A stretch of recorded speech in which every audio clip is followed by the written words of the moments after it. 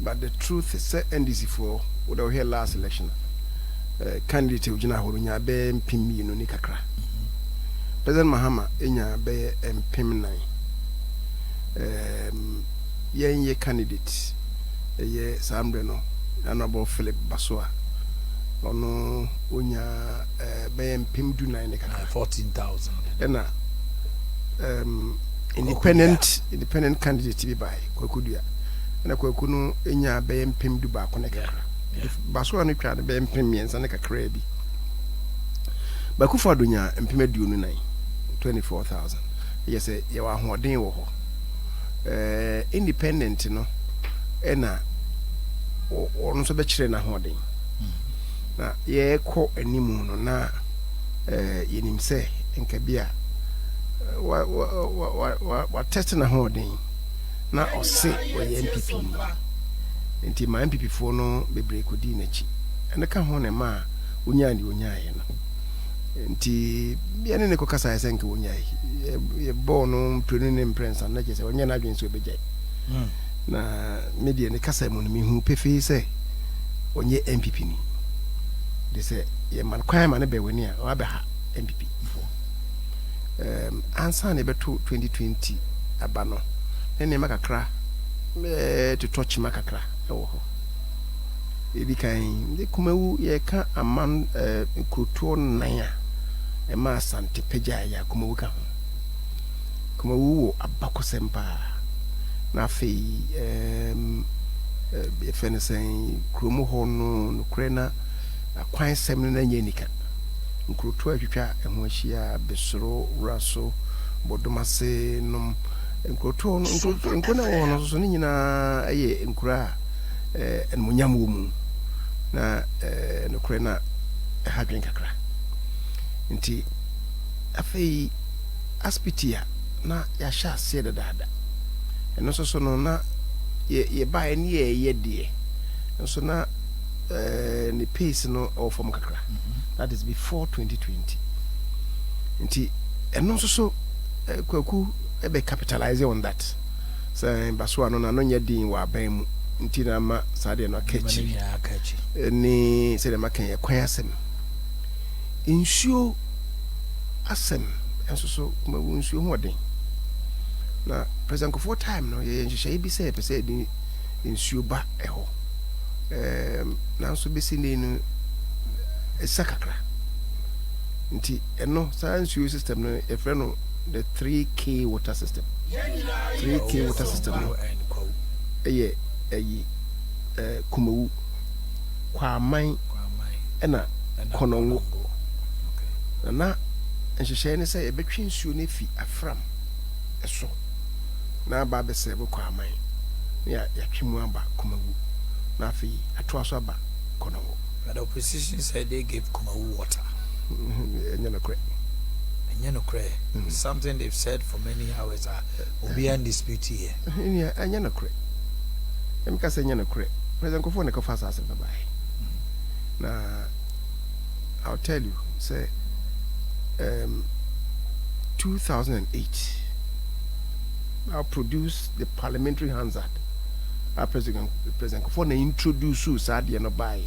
Say be yinsu no e ma wode e ho agreement ba parliament. I think it was 2nd November SOMPA 2008 and the parliament pin so the penny agreement near beto aba about when we no na ya die ya so Dr. Dufo obeye finance minister Dufo ni krom ni kumawu nti obae no ne ni ko ho se sa system no water system yenye and no crane or be so jagum and this is for them so jagum without doubt. But you know, buy. Oh, okay. And that is and the cross woman. Unfortunately, Dr. Dufo free hono President Mahama buy ya se tepe finance minister no. Omani uncle. So nti se na making na hono insu asem na honso akusa kakra eno na ye nua be capitalize on our timidinya.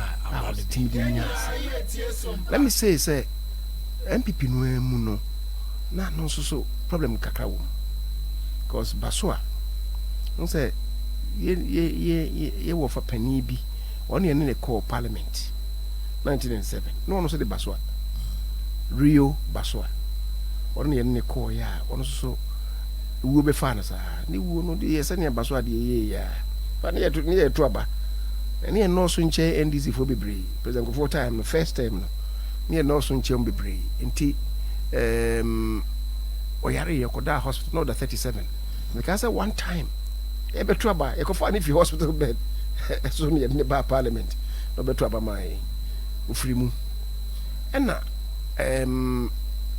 samre no na Baso yi no ye DC ko for penso ne to ye sa abano ye ba election ya ba ni nya ya ena ya ba parliament in pre no na ne prince aso no ena Baso be yi no na Baso no be ye DC nti ni mo ayidu ena be tu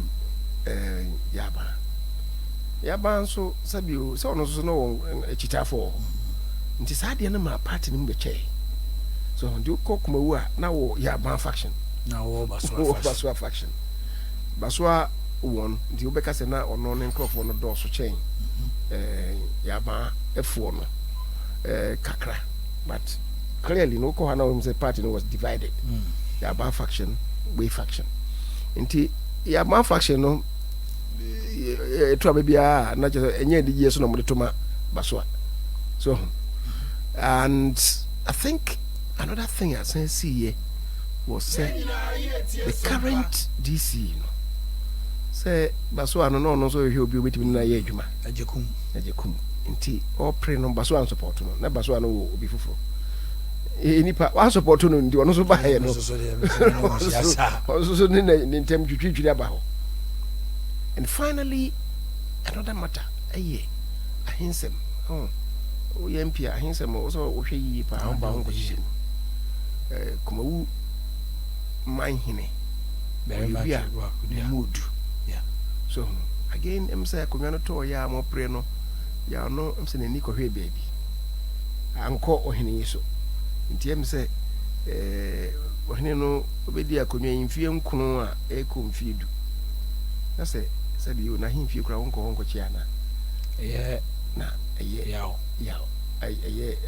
Baso na say ama hono so chimatia nti sa the combination of all these factors and the man that I want say me ba and finally if since 1992 I'm say brebia no in fact even previous times First Republic, Second Republic. Omo magina ho nyina ye kumawufo. Go to no so doso. Ndi on say we be free bodomase no. Kwaku ko free bodomase no na afi nkuru nkuma na aka no. Eso mgotanachi. Betanachi. Omo ye kuti aku. Ye kuti aku. Oh, say dem say. All these things worked against Baso. And ma kokuru timi nyaasa. Tinanu yi a ye kono ka so ye MPP ni no. Nambo make us baby hedru no edie yes or make it point no tinka unya ma so MPP ni dia I think omodie mu no ni interrogating no say ni na dwen ho what you see to me I was able to establish one MPP when I was saying say baby no we need a committed MPP to be with us I say abandon the programs bar itimi apeja ni support to o catch them say one day say abandon one day independent program bi bebe bia no ono de ohwem ne se beboa no ebeboa kumawu dia ene obe support emmoa no mmoa kumawu a on support now see Kyei and they betray the intention of the guy say no MPP ni bia nkasa sa what you see timi mi bisa say ndi say nyame boa na weni na okobia obe de so obe gina independent am say unim Ghana history. Mami, one example of independent MPB awaba. The next succeeding election was independent one winning. You join the party. Yes, you join the party. And they say, "Oba be join MPP. Who's we MPP ni ampana ba be join MPP. Nesa o kasa say dia. Mami mu say, "Unkan ho." I told him that. Because so be buy a hodia. Ultimately, be buy a hodia. You don't speak the way you are speaking. That is what betrayed him. I went on call baby me can say I can't read that for. Now onye no crest or MPP. The mind MPP ni bi anko follow no. Yenene kasa sambe na make senka. No, so I toilets be now so aboka koya. Oh yeah, for the community. That was in the lead up to 2020 elections. Is it true so ko two figure be some Muntiaman? Oh, David. One kasa. Okay. Mempo na me made this suggestion and buy say. Kakabia wabo. Car wabo. Nye car wabo so koya ni campaign. And yes, all the cotton facilities be our provider. Toilet na why ye no. Kayen sum na a car wabo ho no. First ye fa. So na ye moving forward. And send be no can so person be also be develop Kumawu environment, you know, into some tourist attraction in Manema. And I'm saying, look, I know, can when you MP MP no, what you man is saying. So we realize as well, okay, okay. So I told him, say, the what can executive business. I made the news to do what they channel. Ka the mechanic say, Uji my own. I mean, boy, I need to break it now. You feel stronger about these things.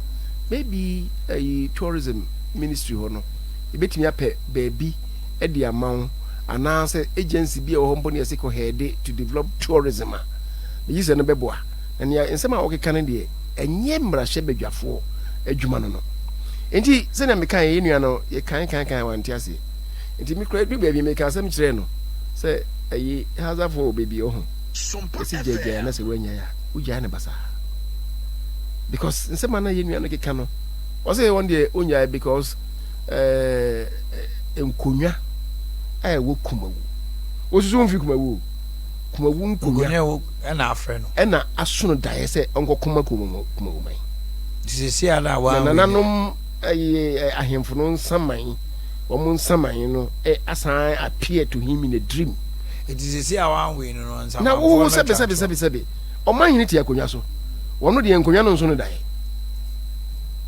ahemfo no nsaman enso man hene ne dae wo a wonye kumawu ni ba no woni ebeso dae so you could see say akwa no nsema okeka no emfa kwemu anyway so he has lost and lost terribly and I mean heard you say 2024 ba so be say baby wa asin of 27th electoral commission say kotoba ikwada ya MPP omo candidate. The NDC brought a letter through Suame Jemfi. Can I have the letter on? Almost a morning electoral commission. Yeah, Kanana no ne say. Abrante ba prefer the chasu puku. Akofa kratasi en toaba emano. On toaba wo. Enunti no mo pese mu ne electoral commission rem na omo emano yedi ni din rem badaroma sempote na article 94 no eka CI 127 regulation 22 of the public election regulations no eno no na Suame Jemfi gina so say so betima transfer ubi a not less than 42 days to a public election 42 days no so abrante omo hwe mu no oni krata bia wo enti no ombe so mu wia ne din ko hyem electoral commission so aba be ya no say article 94 no say ehia se wo be ye constituency ho na wo to aba na emom se wo free ho a if you hail from the constituency on to aba ho da kra wutumi gira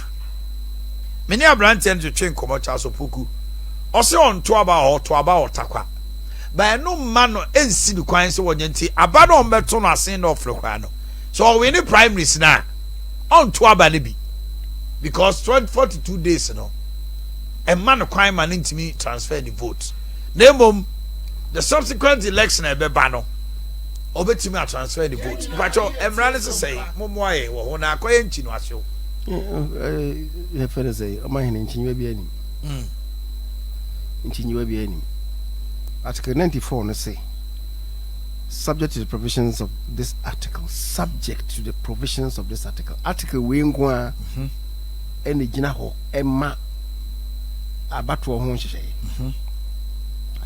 Or say a person shall not be qualified to be a member of parliament if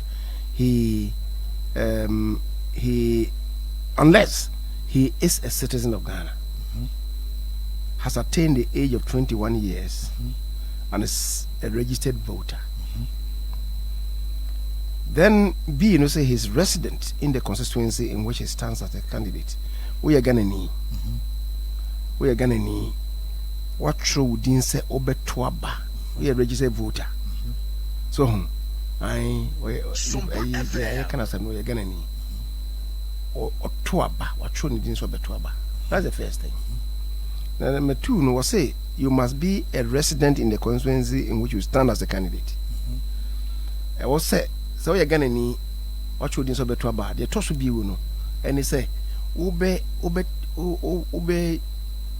ote baby a person constituency a person original what ho so won't wa say any what ho be in finum na say the brosa okay so of the 10 years immediately preceding the election for which you stand so what ho in finum so won't what dia the last 10 years no what ho in finum anase ufri constituency ho say won't ho let's ufri ho let's say ni mfi adu no kura wontena ho na ufri ho na ufri ho utimi gina ye to so miensa no say otua woto enyina ye to so ennan no aya clause 2 of article 94 no or say utrishe omanfufuru biase say if you owe allegiance to a country other than Ghana ufiri ho oti ho na say utrishe omanfufuru ase say na jechi question bia ne ye no eno de or say you don't qualify to be a member of parliament. Okay, it also be ewo bia wo ye adwuma bi waboka you declare bankrupt no untimi nyina it also be ewo no say wadwen mu kanwa if you are of unsound mind untimi nyina it also be ewo no or say bia you are convicted of high crime with the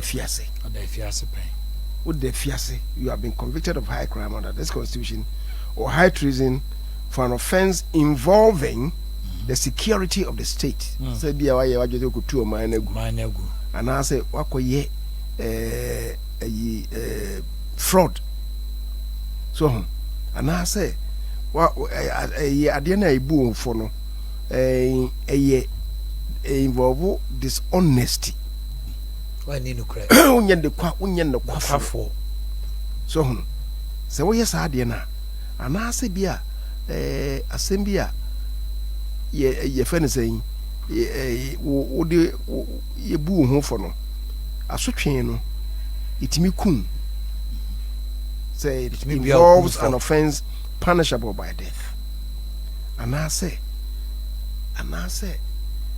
election abato ho wa akoye bibia na ense say for an offense relating to or connected with election under a law enforced in Ghana at any time. What I say, and I say commission be a bua for say okra do ko aban mu adwe bi mu a won sem fata. Sansem no enyina ewo. Baby anywhere e ka say chinchina age say woto aba ewo ho ansa no akogina. That is article 94.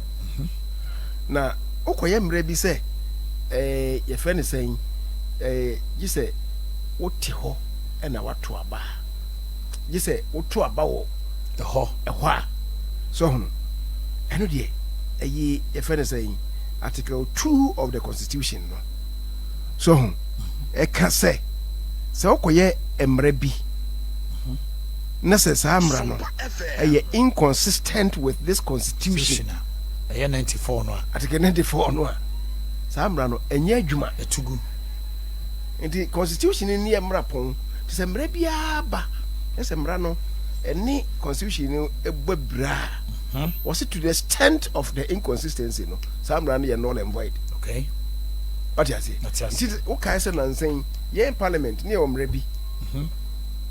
If a speaker semo. Yeah. So Supreme Court, Supreme Court. Supreme Court. Was some run a Parliament in Puayeno. It's a constitution. Inti yenyi sa de ne vi yemra no sanity. Inti say constitution ni yemra pon. This how yemra bi na semra no hey inconsistent with the constitution to the extent of the inconsistency no. That mra no ye null and void. They make kire ye nua kuma no eno no. Sesi a what say? One na oye hwehwemu kire say asin of your test case mamo. Your popularity and I say eba approval rating I say no bitimi aye test case amamo so mo win here bitimi achese ne Ghana for da so jimudi so MP NDC da so win here anopeya penka say president Diok Penka former attorney general no I send a caution to one party say they should tread cautiously because they are going to take a calculated risk be a bit to me and danger almost with Judge Kyei as candidate. And also the crowd Abe declaring intention say obejina. Judge Kyei by what you quoted the last part no. Then it means say election who maybe were ni no kre.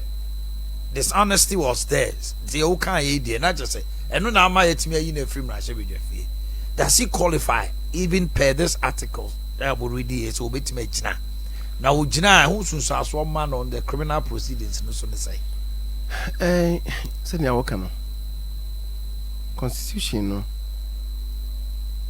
First one ebia on say who jina apart from say work through primaries or party mono. Who jina they could file nominations with the electoral commission. Commission no ma krata. The krata no no. O ma tro say. Article 94 no nsem na e wo ho no. Electoral commission di ebisa o say we Ghanaian citizen. We ka say ai. Na wedi umfie ebro mfie aduonu baako. We ka say ai. So we 18 years or Ghana say woto aba and so wontimi nyina me ento aba ma e bia na we 19 years na wo ka say we 21 years e go hunu ye to aba ma e go hunu a e bitime you afiro what you say na che say why involve who in electoral malpractice one kind of create question there no so obatu a e bisa wo say we Ghana ni see e di kan bisa we Ghana ni wo say ai what in you know back say ai what the constituency ho so anasa say want the constituency ho what na ho be in fienum the last 10 years ana ebia waka say ai wo ye wo fi constituency ho ebia o me fi constituency ho na mum e ho na metie me qualify to contest anasa me fi constituency ho me say free ho me te ho me say free ho what you say everybody dey talk to me na o say utishe o man fufuro bi ase ana so utishe o man fufuro bi ase question form no so no o say there bi utishe o man bi ase what you say asem yi call court no no obi a onimu no ene dey asem call court say akwa no boa no wo Canada o Canadian citizen the asem yi call court no ene ono be ka say o be gina no was started processes no washa said in krata wo yen krata asem say obeyinity afi Canada o man na say asem en say ye bisa o say o t-shirt Canada o man foforo bi ase apart from Ghana no oji too man na so anya na so twantro wo ka say the buti e show man bi ase say no was started processes no say nya wo ka no say o renounce o citizenship processes no complete ya ye de certificate ma yebisa wa ranka so I me teach your man fufuru bi ase na mum sei na me ye ohun say oba e friend say 94 1C na o say you ma you ought to have paid all your taxes. What you out to nyina. There's a wuntia what to no nso nyina. Have you made arrangements satisfactory to the appropriate authority for the payment of your taxes? There's a wuntia kra. Why you say ya? Why you say ya? Ghana Revenue Authority jitum say we no chese obetia. Eno e ma kwan. E ma kwan. Na de na ase o de ama kwan sa. How de e ma kwan sa? How de e ma kwan sa? Yes or no? We say no. We tin show man bi ase. Na mpo se wo kra ta no. E na ka so. Ebia yes.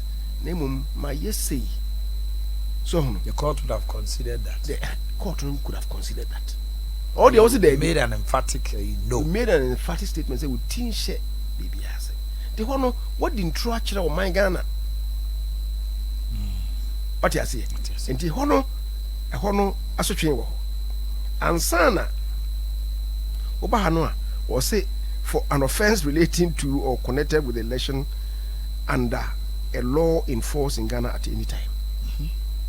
Enti ade na mienu yebusa but one hye no wasa abuso cause one kan kore but one say ni so t-shirt o man bi ase na o do na o de buy o ba na o t-shirt ase ase no o kan pefinti sa on 2 counts no nyina we di ho for and the Supreme Court no ayi we free ho nia nipa de call ni say SOMPA Canada and mo gina so ayi we free ho say yenyi wudin free Ghana Parliament nkrata mu say we emrase bidwani na wonye emrase bidwani na honorable enne ya okuta na certificate yes na je say onye Canada ni bio enne ontumi nyina onye Canada ni bio ti na asem a because we betimi agina but don't forget say sa asem no a ewo court no na Attorney General edi eho foforo asem no asem no FB akogina court say ade na waye no Article 94 emma okwan say be yesa to atwa ntro perjury dishonesty no eno no ansana ayi efere say wo sa bebu de waye no say electoral offense the constitution say sa de no say yebu fo a ye do tum emfie du up to 10 years. That's maximum. Ye do tum emfie a minimum of about 4 years. Insanity.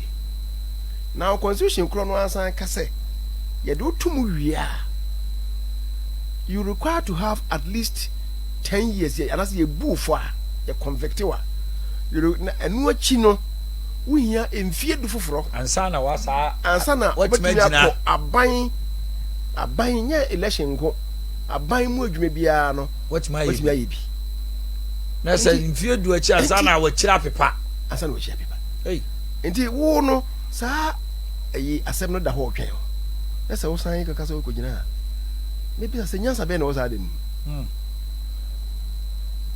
nyansa be na wo sa asem no unless what we ni say oh me ko na me delay the case what you say already no buy no for all these years you were not able to represent your party in parliament asha say no patapana de be wura ho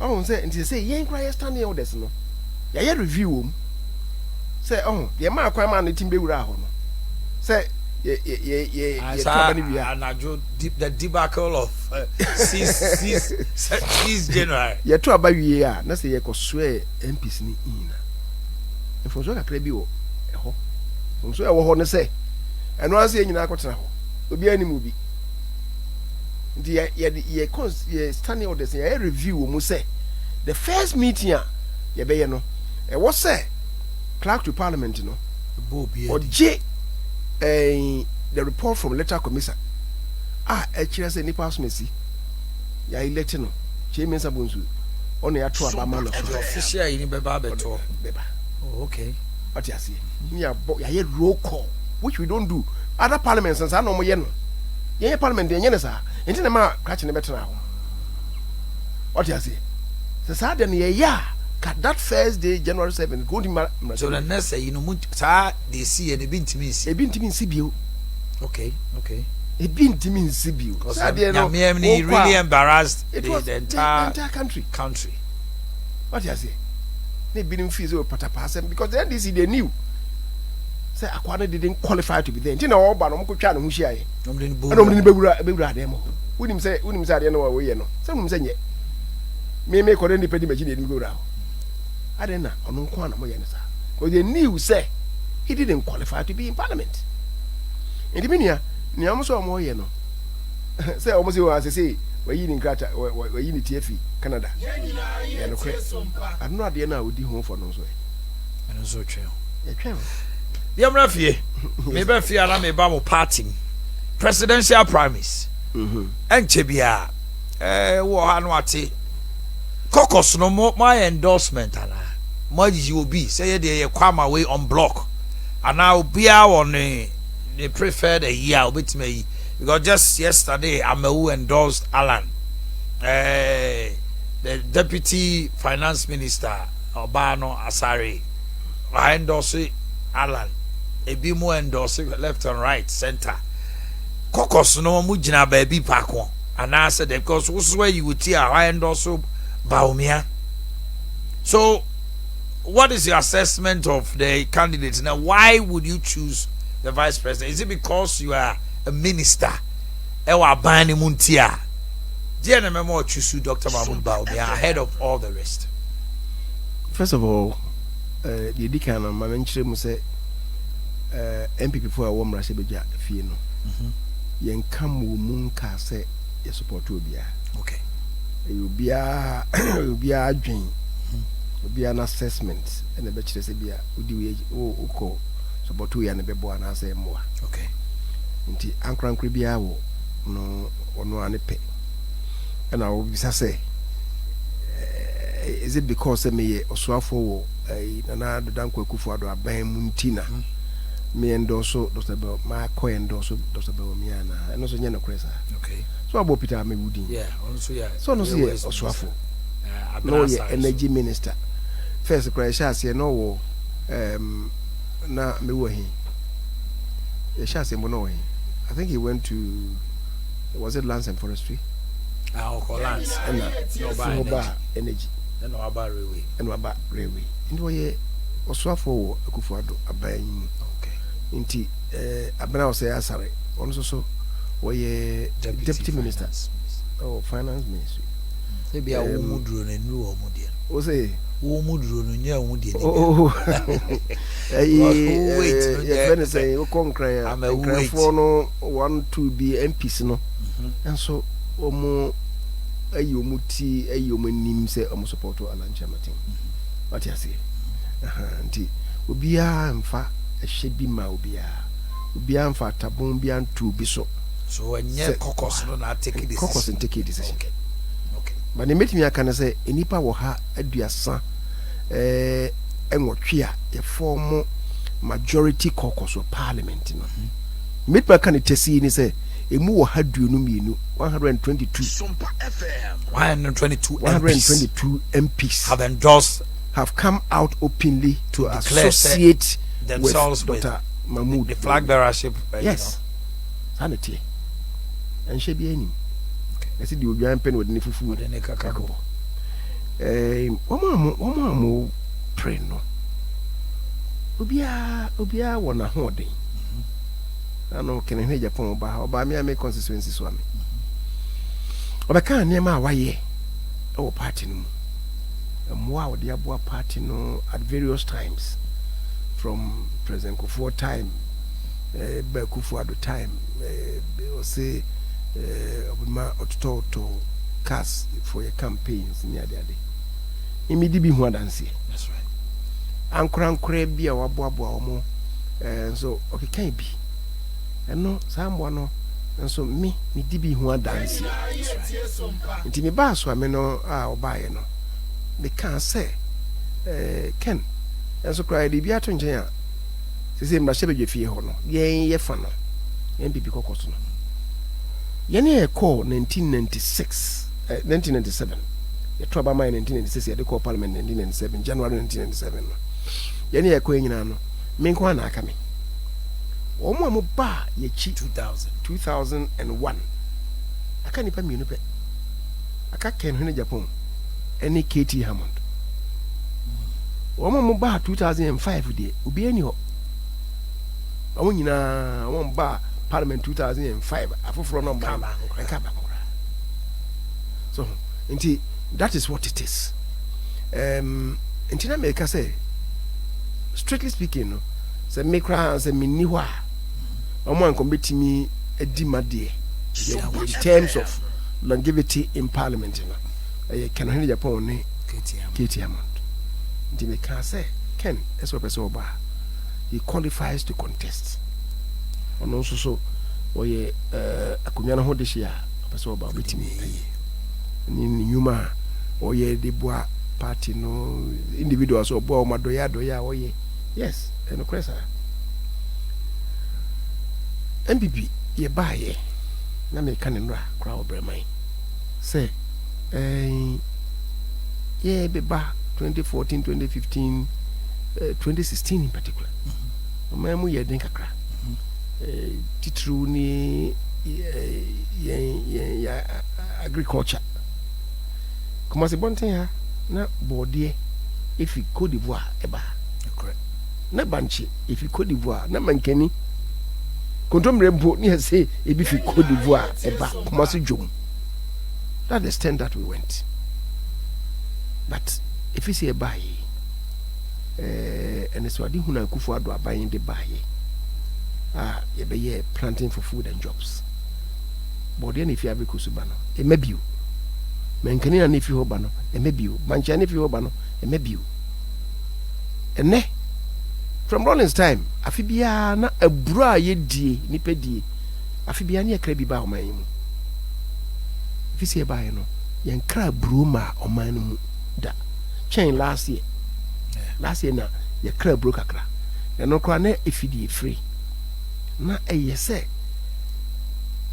Mali Chad Burkina Faso ombe si Ghana na ye bro ni ye bayire na omofom na mo ndi okaya osu free no ye minister for agriculture no for the directive be by say no ade na ye no yen stop because there were huge population free senior high or more schools until you keep in bi ewo buffer stock afi buffer stock na mse wo ma ba na beton aduane abo de nje de ton Ghana hani no mo toma wo what you say na ma e kra e broke krafi otherwise like I say mfie nsia any funny no e bro ni en kra bi ba o ma yimu da planting for food and jobs and it produces ade no nia asweya ehwe saade no so de ye ne share ne nsa ye de share ne nsa any doctor usu efiri akoto this ono ba se ade ya aban ye me de meto ano me ye ni yi inti na amna ense ba make aba mu inti no me so mu de o man nyina hye me sa metimi aye inti mo fama me a so odika nyina ye tie SOMPA another flagship project any one this is one fact Akufo-Addo last year okan ye say aban bie ni ho a since 1993 waba fa ono mpo de ko fa firi kwa mengroma time say aban bie ni ho a waba aye factories nya egu a yasa pejemu afoforo aba eni niana wo ho ne ngui but bia na a small scale operation bi ne ya training pejam one factory in fiensiani kakra ni no yetimidi factories about 120 aba within 6 years no ka say bin see that what you say na eno so so adwuma ho ene afei ebi ede bi kwa ma no ne akoton na abeboa ye sika na ahoden so apart from employment e dey ba apart from food security e dey mayen han ye dey sa se ye ne ehye ne nsa nipa dey ase ye ne ehye ne nsa ne ala nchamaten ti se na say bonan this for so factories na waka na kura nya adwuma there's no truth in that and this is for mobile factory back when we you and then the commander sugar factory and they say na mekai na betra haka say omode ba meka say enye adwuma nso it was only sentimental reason and the Kwame Nkrumah dey buy and was a Kwame Nkrumah factory near Pejaba e go see say anye adwuma for some reasons I mean more Canada and they say yeah ban yetimi the 100 and over 120 factories aba o mo abana baso na nipa na ye to ho no so no so ye ni ye nti na ma na timi ba sa into on so fata nti so no ka se alanchamatin ka se ofata se ye de manua inia o se fata se obeka that's right what you see adwuma na ye factory work but so ya unya human capital no eni se obedo me fan tetie musua hunu mu aban we ba ye de free senior higher ba free senior higher no ye de TVET and vocational education ashem ama ni nyina se ama na ye free factory ni uhia omo a vocational omo nya sa skills no anya sa factory workers nji se omo fi abrochire ene ba se Ghana for ye yes na no o kai se otumfo no ankasa tumfo asante hene o se ono wa ye ne factory and no kase o mo ebe ye mu adwuma no yes nko fo mu mfi amano ne o se there be Ghana for office benya Ghana for ya mencha de mfidie no nyina no obi epunum no fa kire bisa ye no say each and every place Ghana need your qualification obi tuma benye to fa Ghana for nko na ade no so ati ase enti ne hia se TVET education no technical and vocational education no e pejam abana ni so ade hunu no say na making but enti alan kaso ba the ono so free senior high no ode ono so ye twa ho e hye ne nsa no ono so ka se wa ye ne yi enti ehia se fata so be be prebia so onyi na chenye what you say enti na meka se san krofo ni nyina obia wono competence am ye ni penti no kure obia so wono nanso what you say yemhwe ba omia yemre nti ba omia ono so adwuma ye keke nyina no putting everything together coming out with the manifesto I bet chire we nim nyina no Baumia was at the pivot of it. Okay, he was at the pivot of it because you see education here agric here industry here health and they say agenda 111 ni nyina here what you say one did sign is or di hunu no buy here when you now be feed into it. Okay, one did decide is or di hunu buy what you say afei kra no na no is say what the bibia ba say digitalization me ka sa say na no ye kwa mefi onzo mo say ye expenditure SOMPA FM national expenditure ni ntwa so na fe ye increase domestic revenue electricity for omoni abre omogije musika Ghana water omoni abre omuso na mafiefi omogije musika electricity omukabo mu na nse omunam yesi jamasika omonya sese yako close to nationwide yako close to 1 billion what you say e kan grofo de mo no muntua o 2.5 billion obi de digitalization abase from now on yentimi many banko fiefie mu enkoyesa do nim meters enko anya ne prepaid when tua enso obi de digitalization o dia core tax collection ti efre ene efre bibi e-tax na no Ghana revenue for say say si abebo aye na within 2 months this year within 2 months January February a ye lean months no sika omunya ne no mun project here amaye additional 700 million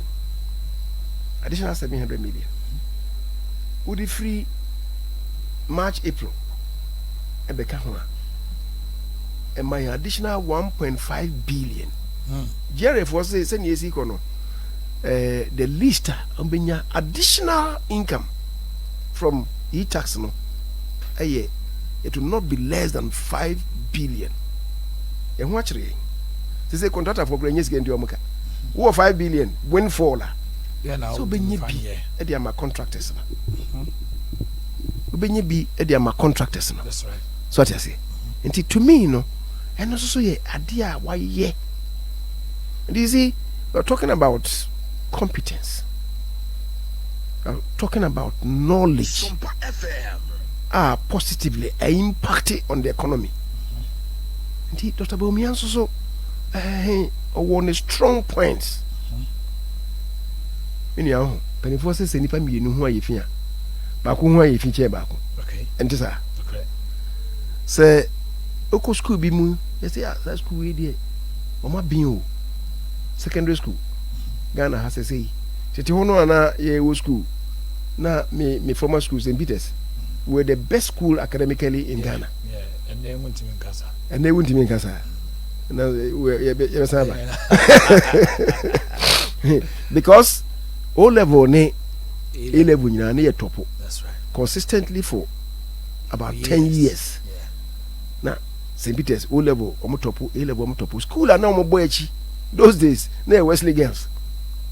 So I say Wesley girls be try here. Say die here. So but Wesley girls are more a year one of the top schools in Ghana to say no. So school the painting will be a person never call Wesley girls.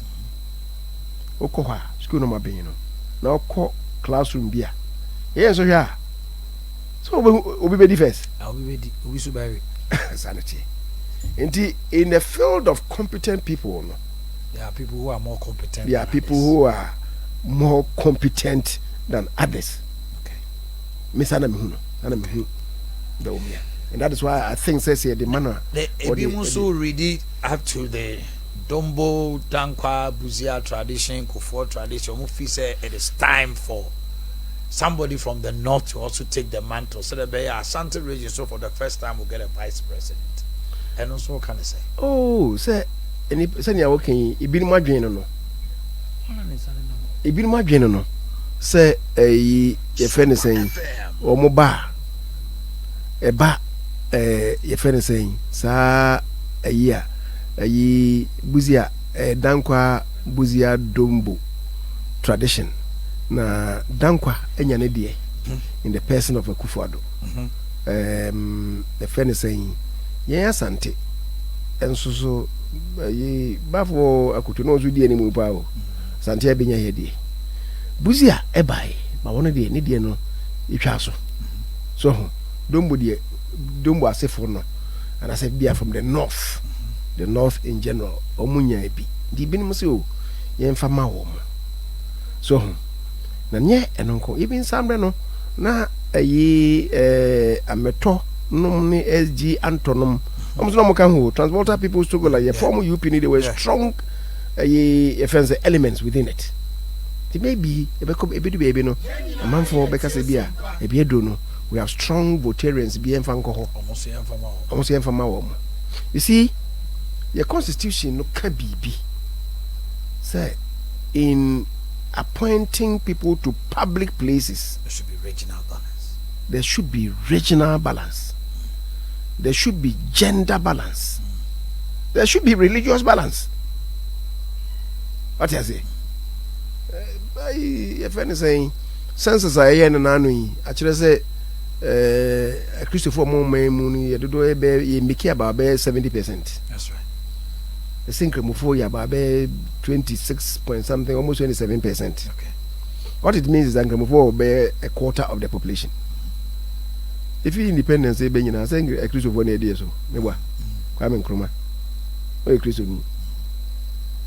Or no, na Kutuka, a free far anchor, every two. 1 year, then you know a Christian. And no nachi and a Buzia by the Buzia also a Christian Methodist ni. Buzia China, a champion be two no. Champion no a Christian. A champion by a chi ena a Kufu. A Kufu a Christian. And a Rollins by once be two Catholic. Rollins is a Catholic. Rollins a chi any Dr. Hila Liman. Also so Liman was a Christian. Though from the north. Those from the north. Or no chi and a Rollins a Korea san by. and was transform him to civilian president. The run is the kind of back. Kufo. And I could for buy. Kufo a Christian. And I mail to buy. Mail to Christian. Your Muhammad, many the assemblies of God. One day you know, dinner. If you could wouldn't be watching Sunday school, so I did. Georgia, to wouldn't Sunday school. So as I say, John was a Christian. Kufado was a Christian. Indeed, all through me, and yet 13 people with your man so. Me a Christopher. This is a criminal back home. A bar. So you hear some people say, oh, no, and the Christopher, no, they're my criminal median so. I'm showing yes, as I'm not. Because while constitution classy, you didn't pay call public places, you ain't say being religious balance, being ethnic balance. Because a honor and yet region one or can ethnic and so a can home and son or son become religion. What you say? Because yen or memono, we should see ourselves and their champion or taikana as one people in one country. Will be a who's also chefa a woman. Let me a Christian do a man who's a mepe. But sometimes we must make necessary adjustments and will be a new say we're a part of Ghana. IMF, remember now so cry. And I know my penny say, baby, we are not out of the woods. He spoke the truth to Ghana and said, yes, Sika will be here free. Ebimu Kase, IMF, why is Overetta still there? Because President promised him more material for money didn't come out in this, oh, we are Bemanako. Ne corner versus Bibi. Semi is all the anima bear means and a good can time back. We say I have my president. I had enough time to deliberate on this. I was just about 4 or 5 minutes to wrap up. 7 years then. Was the president to say, IMF, no, we are not out of the woods, just saying free. Tibiane when in free. Yes, that's right. Yes, and okay. Because see, on my budgeter. Every year, support from outside is in the region of $3 billion. Every year. Just kind of my budget is thrown out of it's kind of my budget, you know. Now, they say any IMF a dinky town. My 3 billion, but 3 billion, no, over 3-year period. Tranches. What it means is that Afibia no benya 1 billion. What do you say? Inti Emma and feel a gap no. But the good thing is that IMF you know couldn't get a home skipia na vivi abontiaba IMF nkita hudie nti no obia se o ye IMF or chinchen so answer. Now that IMF you know mawie na omodie omu no omu a che ma the significance of it is say emomo e be du akagine mu nti then obi all this kind ban or the bar unsuru gani aye so am run about on say sika president betwa ahomamu see e be ye amanfo ba shimo pa yes ni nyina IMF discussion na e man yes a o man na ejefi o mo se o ane ye hwe kiransa aba parliament so ma parliament ayi bibia wi president Sasha ase so ya jatum nhihye bia ne makane ya enso afei na isa ya mencha de ne se me second ya call mna hye beje fie no ni akoji sika bi because Suame de ne sa na ne akoji sika bi se adwuso ye dualize adwuso kwan na akosi konongo ye chemmienu akosi konongo se se ye nim he ye ya chemu akosi efrancho no enkra kwan so de ni si adwuso ye se ye de toaso akosi konongo se sika ne akoji fi Afri Exim Bank ende na aba ena ye call parliament no ye kase debi so am interchange no adwuso de ni hia de na won so hia pa na enya nko sha ase ne sika ne da hon de ye nko yi sika ne bi nti parliament ayen hyehyɛ se ye nko yi sika ne mu America sika 75 million ne fa me hye so am interchange na se so am interchange no won se ne wo akwa mi no bi ne wo ancillary roads bi aye be ye nti me sure say nko si fiada hu e be next week Monday Tuesday we hu road minister asa sika no omo ya de sa rose ne show monsa no rose no e kwa kosi so am interchange ne na kwa bi ne crofrom traffic light ho some say e be ye flyover bi ho ansana junction do junction and also e bi ho sa. What it means is that free bantameba no ombetwa ekwan no akofom kakra is bia fa ase ni bia fa soro ofa ye kwan so ekosi post office post office anamanya kwanta eno so ba ko ho no akosi new road junction micro eno so sa flower no ba ko ho ansa na akosi abusuan kuruwa junction eno so ba ko ho. So all these things, and then the other roads are a bit diverted traffic. Back on Takwa, would you break down why? Be back on the Atuma for Takwa Kunumu. I could see Soka gas, a part of it. Now, Quapra, and so back on and also a bit diverted traffic, a free the main road. We person call Atimetima. Almost I said that way, and I make her say. Friday actually next week you see the road minister wa obeye sadia na 75 million na yesi information ade na se no de be sha ase sisi ya and then ye me ho be 2-3 weeks na interchange na nkasa no enso omo be start abe work e wo that is the and then am say emu ho na mete say ye ne original chairman mpo abe press conference Fencing. Chama want to me say about no hweno me. Na me bo make say me sure say bia the year no May 2nd no. Am fa na dwen e ni akire. We dey akire anko be hu say that thing has already been done. Entina me ba enra me ba na ye say we do emu ho no me hu say nkrofo bi do inside the ho. Omo do nchansin no mu. Say omo say hoafu. Intino also mo ko do ho. Say omo ye journalist omo kuma say. Let me thank them. Say omoye omachire omaindo. I see who hand over a contractor ne won insem.